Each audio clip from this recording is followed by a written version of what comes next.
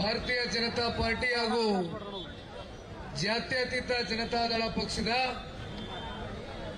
ಎಲ್ಲ ನಿಷ್ಠಾವಂತ ಕಾರ್ಯಕರ್ತ ಬಂಧುಗಳೇ, ಇವತ್ತು ಬೆಳಗ್ಗೆ ಕೆಂಗೇರಿನಲ್ಲಿ ಕೇಂದ್ರದ ಸಚಿವರು ಈ ರಾಜ್ಯದಲ್ಲಿ 2 ಬಾರಿ ಆಡಳಿತವನ್ನು ಮಾಡಿ ಪ್ರತಿಯೊಬ್ಬರ ಹೃದಯವನ್ನ ಗೆದ್ದಿರ್ತಕ್ಕಂಥ ಮಾಜಿ ಮುಖ್ಯಮಂತ್ರಿಗಳಾಗಿರ್ತಕ್ಕಂಥ ಮಾನ್ಯ ಕುಮಾರಣ್ಣವರು ಅವರ ಜೊತೆಗೂಡಿ ಮತ್ತೊಬ್ಬರು ರೈತ ನಾಯಕರು ಹುಟ್ಟು ಹೋರಾಟಗಾರರು ಆಗಿರ್ತಕ್ಕಂಥ ಮಾಜಿ ಮುಖ್ಯಮಂತ್ರಿಗಳು ನಮ್ಮೆಲ್ಲರ ಮಾರ್ಗದರ್ಶಕರಾಗಿರ್ತಕ್ಕಂಥ BS ಯಡಿಯೂರಪ್ಪ ಸಾಹೇಬರ ಜೊತೆಯಲ್ಲಿ 2 ಪಕ್ಷದ ಶಾಸಕ ಮಿತ್ರರು, ಸಂಸತ್ ಸದಸ್ಯರು ಎಲ್ಲರೂ ಇವತ್ತು ಜೊತೆಗೂಡಿ ಜೊತೆಯಲ್ಲಿ ಭಾರತೀಯ ಜನತಾ ಪಾರ್ಟಿಯ ಅಧ್ಯಕ್ಷರಾಗಿ ಅವರ ಕೆಲಸವನ್ನ ಅತ್ಯಂತ ಸಂಘಟನೆಯ ಒಂದು ಹಿನ್ನೆಲೆಯಲ್ಲಿ ಬಂದು ಅವರ ಕಾರ್ಯವನ್ನ ನಿರ್ವಹಿಸ್ತಾ ಇರತಕ್ಕಂಥ BY ವಿಜಯೇಂದ್ರರವರೇ, ಮತ್ತೊಬ್ಬರು ವಿರೋಧ ಪಕ್ಷದ ನಾಯಕರು ಹಿರಿಯರು ಆಗಿರ್ತಕ್ಕಂಥ ಮಾನ್ಯ ಅಶೋಕಣ್ಣ ಅವರೇ,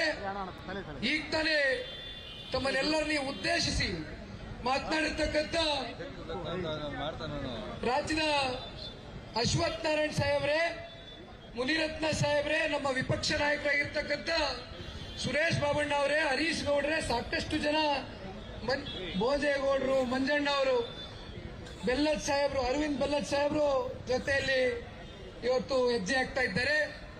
ಒಬ್ಬರ ಹೆಸರು ಹೇಳಿ ಇನ್ನೊಬ್ಬರ ಹೆಸರು ಬಿಟ್ಟೋಗ್ತಕ್ಕಂಥದ್ದಾವಾದ್ರು ಎಲ್ಲರೂ ಪ್ರಮುಖರು ಅಂತಕ್ಕಂಥದನ್ನ ಈ ಸಂದರ್ಭದಲ್ಲಿ ಹೇಳ್ತಾ, ಇವತ್ತು ಈ ಪಾದಯಾತ್ರೆಯ ಮೂಲ ಉದ್ದೇಶ ಏನು, ಮೂಡದಲ್ಲಿ ಇವತ್ತು ಆಗಿರ್ತಕ್ಕಂಥ ಒಂದು ಅಕ್ರಮ, ಒಂದು ಹಗರಣ ಇವತ್ತು ಬಯಲಿಗೆ ಬಂದಿದೆ. ಜೊತೆಯಲ್ಲಿ ಇವತ್ತು ವಾಲ್ಮೀಕಿ ಸಮುದಾಯಕ್ಕೆ ನಿಗಮದಲ್ಲಿ ಸೇರಿರ್ತಕ್ಕಂಥ ಒಂದು ಹಣವನ್ನ ಯಾವ ರೀತಿ ರಾಜ್ಯ ಸರ್ಕಾರ ಇವತ್ತು ಬಹುಶಃ ಈ ರಾಜ್ಯದ ಇತಿಹಾಸದಲ್ಲಿ ಈ ರೀತಿ ಬ್ಯಾಂಕ್ ಮೂಲಕ ಟ್ರಾನ್ಸಾಕ್ಷನ್ ಆಗಿರ್ತಕ್ಕಂಥ ಉದಾಹರಣೆ ಬಹುಶಃ ಇದೇ ಮೊದಲನೇ ಬಾರಿ ಅಂತ ನಾವು ಅಂದ್ಕೊಳ್ಬಹುದು.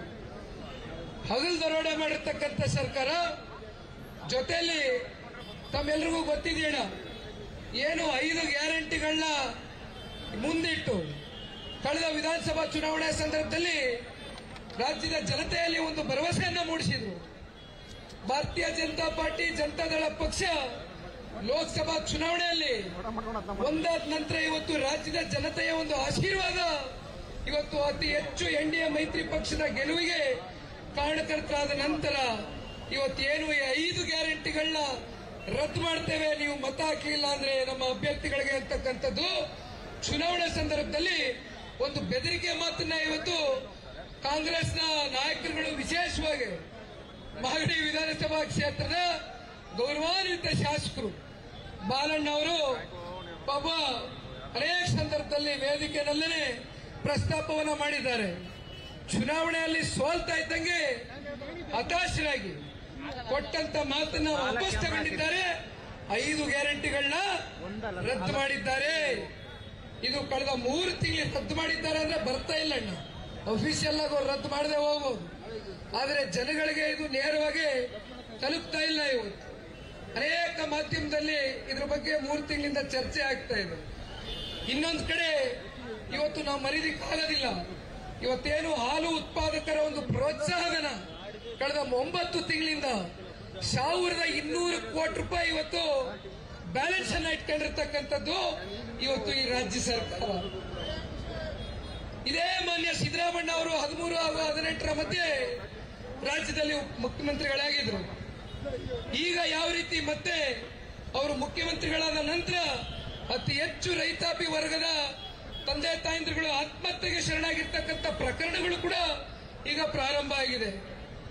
ಬಹುಶಃ ಮೂಡ ಇರಬಹುದು, ವಾಲ್ಮೀಕಿಯ ನಿಗಮದ ಒಂದು ಹಣ ಇವತ್ತೇನು ದುರ್ಬಳಕೆ ಆಗಿದೆ, ಇದನ್ನ ಒಂದು ತಾರ್ಕಿಕ ಅಂತ್ಯಕ್ಕೆ, ಲಾಜಿಕಲ್ ಎಂಡ್ಗೆ ತಗೊಂಡು ಹೋಗ್ತಕ್ಕಂಥದ್ದೇ ಇವತ್ತು 2 ಪಕ್ಷದ ಒಂದು ಮೂಲ ಗುರಿ, ಒಂದು ಮೂಲ ಉದ್ದೇಶ ಅಂತಕ್ಕಂಥದನ್ನ ಈ ಸಂದರ್ಭದಲ್ಲಿ ಹೇಳ್ತಾ, ನಾಳೆ ದಿನ ಮಾನ್ಯ ಕುಮಾರಣ್ಣ ಅವರು ಇಲ್ಲಿಂದಾನೇ ಚಾಲನೆಯನ್ನ ಕೊಡ್ತಾರೆ, ನಿಮ್ ಜೊತೆಯಲ್ಲಿ ಹೆಜ್ಜೆಯನ್ನ ಹಾಕ್ತಾರೆ. 2 ಪಕ್ಷದ ಕಾರ್ಯಕರ್ತರು ಬೆಳಗಿನಿಂದ ಸುಮಾರು 16 ಕಿಲೋಮೀಟರ್ಗಳು ಕೆಂಗೇರಿಯಿಂದ ಇವತ್ತು ಬಿಡದಿಯವರೆಗೂ ಸತತವಾಗಿ ಅತ್ಯಂತ ಉತ್ಸಾಹಕತೆಯಿಂದ ಹುಮ್ಮಸ್ಸಿನಿಂದ ಇವತ್ತು ನಮ್ಮ ಜೊತೆಯಲ್ಲಿ ಹೆಗಲಿಗೆ ಹೆಗಲು ಕೊಟ್ಕೊಂಡು ಇವತ್ತು ಹೆಜ್ಜೆಯನ್ನು ಹಾಕಿರ್ತಕ್ಕಂಥದ್ದು ಅತ್ಯಂತ ಯಶಸ್ವಿಯಾಗಿ ಈ ಕಾರ್ಯಕ್ರಮ ನೆರವೇರಲಿಕ್ಕೆ ನೀವೆಲ್ಲ ಪುಣ್ಯಾತ್ಮರು ನಮ್ಮ ಕಾರ್ಯಕರ್ತರುಗಳು ಜೊತೆಯಲ್ಲಿ ಇರ್ತಕ್ಕಂಥದ್ದೇ ಕಾರಣ. ಇನ್ನು 120 ಕಿಲೋಮೀಟರ್ ಅಂದ್ರೆ ಬಹುಶಃ ಇನ್ನು 105 ಕಿಲೋಮೀಟರ್ಗಳು ಮೈಸೂರವರೆಗೂ ಹೆಜ್ಜೆ ಹಾಕಬೇಕಾಗಿದೆಯಣ್ಣ. ಬಹುಶಃ ಮುಂದೆ ಹೋಗ್ತಾ ಹೋಗ್ತಾ ಸಾಕಷ್ಟು ಜನ ಸಂಘಟನೆಗಳು, ಸಾಕಷ್ಟು ಇವತ್ತು ರೈತಾಪಿ ವರ್ಗದ ರೈತ ಸಮುದಾಯದ ನಾಯಕರುಗಳು ಕೂಡ ಇವತ್ತು ಮಂಡ್ಯ ಭಾಗದಲ್ಲಿ ನಮ್ಮ ಜೊತೆಯಲ್ಲಿ ಒಂದು ಪಾದಯಾತ್ರೆಯಲ್ಲಿ ಕೈ ಜೋಡಿಸ್ತಕ್ಕಂಥದ್ದನ್ನ ನಾವು ನೋಡಬಹುದು. ಜೊತೆಯಲ್ಲಿ ಸಾಕಷ್ಟು ಜನ ಯುವಕರು, ಮಹಿಳೆಯರು, ಹಿರಿಯಕರು, ಇವತ್ತು ವಯಸ್ಸು ಯಾವುದನ್ನು ಲೆಕ್ಕಿಸಿದಿರ ಬೆಳಗ್ಗೆ ಮಳೆ ಬಂತು, ಶುಭ ಸೂಚನೆ. ಇಬ್ರು ನಾಯಕರುಗಳು, ಒಂದ್ ಕಡೆ ಕುಮಾರಣ್ಣವರು, ಒಂದ್ ಕಡೆ ಯಡಿಯೂರಪ್ಪಾಜಿ ಅವರು. ಅವರ ಕಾಲ್ಗುಣನೇ ಅಂತದ್ದು. ಅವ್ರು ಯಾವಾಗ ಕಾಲಿಡ್ತಾರೋ ಅವಾಗೆಲ್ಲ ಆ ಪ್ರಕೃತಿನೂ ಕೂಡ ಒಂದು ಸೂಚನೆಯನ್ನ ಕೊಡುತ್ತೆ. ಇವತ್ತು ಮಳೆ ಬಂದಿದೆ, ಮಳೆ ಇರಲಿ, ಬಿಸಿಲಿರ್ಲಿ, ಚಳಿ ಇರಲಿ, ಯಾವುದು ಲೆಕ್ಕಿಸಿದಿರ ಇವತ್ತು ನಮ್ಮ ಜೊತೆಯಲ್ಲಿ 120 ಕಿಲೋಮೀಟರ್ ಇದೇ ಉರುಪಿನಲ್ಲಿ ನೀವೆಲ್ಲರೂ ಹೆಜ್ಜೆ ಹಾಕ್ತೀರಾ ಅಂತಕ್ಕಂಥ ಒಂದು ಭರವಸೆಯನ್ನ ಇಟ್ಕೊಂಡಿದ್ದೇವೆ. ಕೊನೆಯದಾಗಿ ರಾಮನಗರ ಜಿಲ್ಲೆಯನ್ನ ಬೆಂಗಳೂರು ದಕ್ಷಿಣಕ್ಕೆ ಸೇರಿಸತಕ್ಕಂಥ ಒಂದು ಲೆಕ್ಕಾಚಾರ ಇವತ್ತು ಈ ರಾಜ್ಯದ ಉಪಮುಖ್ಯಮಂತ್ರಿಗಳು ಏನ್ ಮಾಡ್ತಾ ಇದ್ದಾರೆ. ಒಂದು ಮಾತು ಇವತ್ತು ಹೇಳಲಿಕ್ಕೆ ಬಯಸ್ತಾರೆ ಈ ರಾಜ್ಯದ ಉಪಮುಖ್ಯಮಂತ್ರಿಗಳಿಗೆ. ನಿನ್ನೆ ದಿನ ಏನು ಬಿಡದಿಯಲ್ಲಿ ಬಂದು ಸಮಾವೇಶದಲ್ಲಿ ಅತ್ಯಂತ ವೀರಾವೇಶದಿಂದ ಭಾಷಣವನ್ನು ಮಾಡಿದ್ದಾರೆ. ನಿಮಗಿಂತ ಕಿರಿಯರಿದ್ದೇನೆ ನಾನು ವಯಸ್ಸಲ್ಲಿ, ನೀವು ಬಹಳ ಹಿರಿಯರಿದ್ದೀರಿ, ಅನುಭವಿಸ್ತಿದ್ದೀರಿ. ಆದ್ರೆ ಒಂದು ಮಾತನ್ನ ಹೇಳ್ತೇನೆ ಶಿವಕುಮಾರಣ್ಣ, ಅಧಿಕಾರ ಯಾರಿಗೂ ಶಾಶ್ವತ ಅಲ್ಲ. ಅಧಿಕಾರ ಬಂದಂತ ಸಂದರ್ಭದಲ್ಲಿ ನಾವೆಷ್ಟು ಗೌರವಯುತವಾಗಿ ನಡ್ಕೊಳ್ತೇವೆ, ನಾವೆಷ್ಟು ತಲೆ ತೆಗೆಸ್ಕೊಂಡಿರ್ತೇವೋ ಅಷ್ಟೇ ನಮ್ಮ ಕನ್ನಡಿಗರು, ಈ ರಾಜ್ಯದ ಜನತೆ ತಲೆ ಮೇಲೆ ಎತ್ತಿ ಮರೆಸ್ತಕ್ಕಂಥ ಒಂದು ವಿಶಾಲತೆ ಇರ್ತಕ್ಕಂಥ ರಾಜ್ಯ ಇದು ಅಂತಕ್ಕಂಥದ್ದನ್ನು ಮರಿಬೇಡಿ.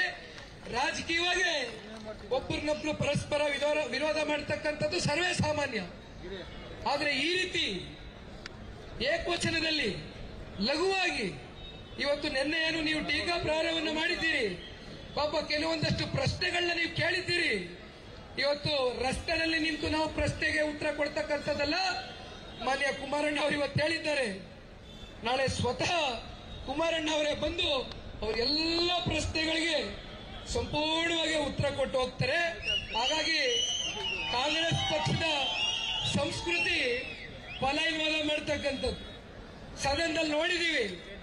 ಇವತ್ತು ಆರೋಪ ಬಂದಂತ ಸಂದರ್ಭದಲ್ಲಿ ವಿರೋಧ ಪಕ್ಷದ ಶಾಸಕ ಮಿತ್ರರಿಗೆ ಕೊನೆ ಪಕ್ಷ ಇವತ್ತು ಸದನದಲ್ಲಿ ಮಾತನಾಡೋದಕ್ಕೂ ಒಂದು ಅವಕಾಶವನ್ನ ಮಾಡಿಕೊಡ್ತೀರಾ, ಪಲಾಯನವಾದವನ್ನ ಮಾಡಿರ್ತಕ್ಕಂಥದ್ದು ಇವತ್ತು ಇಡೀ ರಾಜ್ಯದ ಜನತೆಗೆ ಒಂದು ಅನುಮಾನ ಸೃಷ್ಟಿಯಾಗಿರ್ತಕ್ಕಂಥದ್ದು ಸತ್ಯ. ಇವತ್ತು ಮೂಡದಲ್ಲಿ ನೇರವಾಗಿ ಮುಖ್ಯಮಂತ್ರಿಗಳ ಒಂದು ಕುಟುಂಬ ಇವತ್ತು ಹೊಣೆಗಾರರಾಗಬೇಕು. ಅಶ್ವಥ್ ನಾರಾಯಣ್ ಸಾಹೇಬರು ಹೇಳ್ತಾ ಇದ್ರು, ಇವತ್ತು ಕಾಂಗ್ರೆಸ್ನ ರಾಷ್ಟ್ರೀಯ ನಾಯಕರು ರಾಹುಲ್ ಗಾಂಧಿ ಅವರೇ, ಇವತ್ತೇನಾದ್ರೂ ನಿಮ್ಮ ಸರ್ಕಾರಕ್ಕೆ ಕಿಂಚಿತ್ತು ನೈತಿಕತೆ ಇದೆ ಅನ್ನೋದಾದ್ರೆ ಡಾಕ್ಟರ್ BR ಅಂಬೇಡ್ಕರ್ ಸಾಹೇಬರು ಕೊಟ್ಟಿರ್ತಕ್ಕಂಥ ಒಂದು ಸಂವಿಧಾನ ಯಾವ ರೀತಿ ಕಾಂಗ್ರೆಸ್ನವರು 1952ರಲ್ಲಿ 1954ರಲ್ಲಿ ಅವ್ರನ್ನ ಸಂಸದಿಗೆ ತಡೆ ಆಗ್ತಕ್ಕಂಥದ್ದು ನಾಚಿಕೆಗೇಡಿನಾಗಿದೆ ಕಾಂಗ್ರೆಸ್ ಪಕ್ಷ ಅಂತಕ್ಕಂಥದ್ದನ್ನು ಹೇಳಬೇಕಾಗ್ತದೆ. ಕಳೆದ ಲೋಕಸಭಾ ಚುನಾವಣೆಯಲ್ಲಿ ಪಾಪ ಇಡೀ ದೇಶದಲ್ಲಿ ಒಂದು ಗೊಂದಲದ ವಾತಾವರಣ ಸೃಷ್ಟಿ ಮಾಡಿದ್ರು. ಈ ದೇಶದ ಗೌರವಾನ್ವಿತ ಪ್ರಧಾನಮಂತ್ರಿಗಳು ಶ್ರೀ ನರೇಂದ್ರ ಮೋದಿಜಿ ಅವರು ಮತ್ತೊಮ್ಮೆ 3ನೇ ಬಾರಿ ಈ ದೇಶದ ಪ್ರಧಾನಮಂತ್ರಿಗಳಾಗ್ತಾ ಇದ್ದಂಗೆ ಸಂವಿಧಾನವನ್ನ ಡಾಕ್ಟರ್ ಬಾಬಾ ಸಾಹೇಬ್ ಅಂಬೇಡ್ಕರ್ ಅವರು ಕೊಟ್ಟಿರ್ತಕ್ಕಂಥ ಸಂವಿಧಾನವನ್ನು ತಿದ್ದುಪಡಿಯನ್ನ ಮಾಡ್ತಾರೆ, ಬದಲಾವಣೆಯನ್ನ ಮಾಡ್ತಾರೆ ಅಂತಕ್ಕಂಥ ಸುಳ್ಳು ಪ್ರಚಾರಗಳನ್ನ ಇವತ್ತು ನೀವೇನು ಹೇಳಿದ್ದೀರಿ. ಸಿದ್ದರಾಮಣ್ಣ ಅವರೇ, ಇವತ್ತು ಪರಿಶಿಷ್ಟ ಪಂಗಡ, ಪರಿಶಿಷ್ಟ ಜಾತಿಯ ಒಂದು ಸಮೃದ್ಧ ಅಭಿವೃದ್ಧಿಗೆ ಇವತ್ತು ಇಟ್ಟಿರ್ತಕ್ಕಂಥ ಈ ಒಂದು ಹಣವನ್ನ ಯಾವ ರೀತಿ ಇವತ್ತು ನೀವು ಲೂಟಿ ಮಾಡಿದ್ದೀರಿ. ನಿಮ್ಮನ್ನ ನೀವು ಇವತ್ತು ಸಮಾಜವಾದಿ ಅಂತ ಕರ್ಕತ್ತೀರಾ. ರಾಜ್ಯದ ಜನತೆ ಇವತ್ತು ನಿಮಗೊಂದು ಹೊಸ ಬಿರುದನ್ನ ಕೊಟ್ಟಿದ್ದಾರೆ. ನೀವು ಸಮಾಜವಾದಿ ಅಲ್ಲ, ಮಜಾವಾದಿ ಅನ್ನೋದು ಈ ರಾಜ್ಯದ ಜನತೆಯ ಉದ್ದಗಲಕ್ಕೂ ಮೂಲೆನಲ್ಲೂ ಹಳ್ಳಿಗಳಲ್ಲಿ ಇವತ್ತು ಚರ್ಚೆ ಮಾಡ್ತಾ ಇದ್ದಾರೆ. ದಯಮಾಡಿ ಸಿದ್ದರಾಮಣ್ಣ ಅವರೇ, ನಿಮಗೇನಾದ್ರೂ ನೈತಿಕತೆ ಅಂತಕ್ಕಂಥದ್ದಿದ್ರೆ ಈ ಕೂಡಲೇ ರಾಜೀನಾಮೆ ಕೊಟ್ಟು ಈ ಸರ್ಕಾರವನ್ನು ಡಿಸಾಲ್ವ್ ಮಾಡಿ ಮನೆ ಹೋಗಬೇಕು ಅಂತಕ್ಕಂಥದ್ದು ಈ ಸಂದರ್ಭದಲ್ಲಿ ನಾವೆಲ್ಲರೂ ಆಗ್ರಹಿಸುವ ಮೂಲಕ. ಇನ್ನು ವಿಜಯೇಂದ್ರಣ್ಣ ಅವರು ಮಾತನಾಡ್ತಕ್ಕಂಥದ್ದಿದೆ, ಹಾಗಾಗಿ ಹೆಚ್ಚಾಗಿ ಇವತ್ತು ಸೇರಿರ್ತಕ್ಕಂಥ ತಮ್ಮೆಲ್ಲರಿಗೂ ವಂದಿಸಿ ನಮ್ಮ ಜೊತೆನಲ್ಲಿ ಹೆಜ್ಜೆ ಹಾಕಿದ್ದೀರಿ, ಇಷ್ಟು ಪ್ರೀತಿ ವಿಶ್ವಾಸ ಗೌರವ ಪಟ್ಟಿದ್ದೀರಿ. ಇವತ್ತು ತಂದೆಯವರು ಹೇಳ್ತಾ ಇದ್ರು ಬೆಳಗ್ಗೆ ವೇದಿಕೆಯಲ್ಲಿ, ಮತ್ತೊಮ್ಮೆ ನಾನು ಹೇಳಲಿಕ್ಕೆ ಬಯಸ್ತೇನೆ. ಕೊನೆಯದಾಗಿ 2006 ಮತ್ತು 2007ರಲ್ಲಿ ಮೊದಲನೇ ಬಾರಿ ಜನತಾದಳ ಪಕ್ಷ ಹಾಗೂ ಭಾರತೀಯ ಜನತಾ ಪಾರ್ಟಿಯ ಸಮ್ಮಿಶ್ರ ಸರ್ಕಾರ ಈ ರಾಜ್ಯದಲ್ಲಿ ಏನ್ ಸ್ಥಾಪನೆ ಆಯಿತು, ಅಂದು ಮಾನ್ಯ ಕುಮಾರಣ್ಣ ಅವರ 20 ತಿಂಗಳ ಆಡಳಿತ ಇವತ್ತಿಗೂ ಮನೆ ಮನೆ ಮಾತಾಗಿದೆ. ಅದಕ್ಕೆ ಕಾರಣ ಯಡಿಯೂರಪ್ಪಾಜಿ ಅವರ ಸಹಕಾರ ಅಂತಕ್ಕಂಥದ್ದು, ಅಂದಿನ ಶಾಸಕ ಮಿತ್ರರ ಒಂದು ಸಹಕಾರ ಅಂತಕ್ಕಂಥದ್ದನ್ನ ನಾವು ಮರೀಲಿಕ್ಕೆ ಸಾಧ್ಯ ಇಲ್ಲ. ವಿರೋಧ ಪಕ್ಷದವ್ರು ಹೇಳ್ಬೋದು, ವಿರೋಧ ಪಕ್ಷದವ್ರು ಸಾಕಷ್ಟು ಟೀಕೆಗಳು ಮಾಡಬಹುದು, ಅವರ ಕೆಲಸನೇ ಟೀಕೆ ಮಾಡ್ತಕ್ಕಂಥ. ನಾವು ತಲೆ ಕೆಡಿಸ್ಕೊಳ್ಳೋದಿಲ್ಲ. ಇವತ್ತು ನಮ್ಮ ಪಕ್ಷದ ವರಿಷ್ಠರಾಗಿರ್ತಕ್ಕಂಥ ನಮ್ಮ ಸರ್ವೋಚ್ಚ ನಾಯಕರಾಗಿರ್ತಕ್ಕಂಥ ದೇವೇಗೌಡರು ಸಾಹೇಬರು ಅವರ ಸಮ್ಮತಿಯೊಂದಿಗೆ ಲೋಕಸಭಾ ಚುನಾವಣೆಯಲ್ಲಿ ನಾವು ಒಂದಾಗಿದ್ದೇವೆ. ಈ ಒಂದು ಸಂಬಂಧ ಮುಂದಿನ ದಿನಗಳಲ್ಲಿ ಭವಿಷ್ಯದಲ್ಲಿ ಅತ್ಯಂತ ಗಟ್ಟಿಯಾಗಿ ಉಳಿತಕ್ಕಂಥ ಒಂದು ಸಂಬಂಧ ಆಗುತ್ತೆ ಅಂತಕ್ಕಂಥದ್ದನ್ನು ಹೇಳ್ತಾ ನಿಮ್ಮೆಲ್ಲರಿಗೂ ವಂದಿಸಿ ಇಲ್ಲಿ ಬಂದಿರತಕ್ಕಂಥ ಎಲ್ಲ ಕಾರ್ಯಕರ್ತ ಬಂಧುಗಳಿಗೆ ಧನ್ಯವಾದಗಳು.